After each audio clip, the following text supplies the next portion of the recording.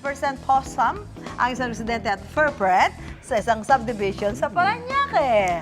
Nagpagawa kasi siya ng mga shelter Ay, para ganda masilungan ang mga stray cats sa kanilang lugar, lalo na kung matindi ang init o umuulan. Inabot daw sila ng 1 linggo para matapos ang mga tinaguriang cat home.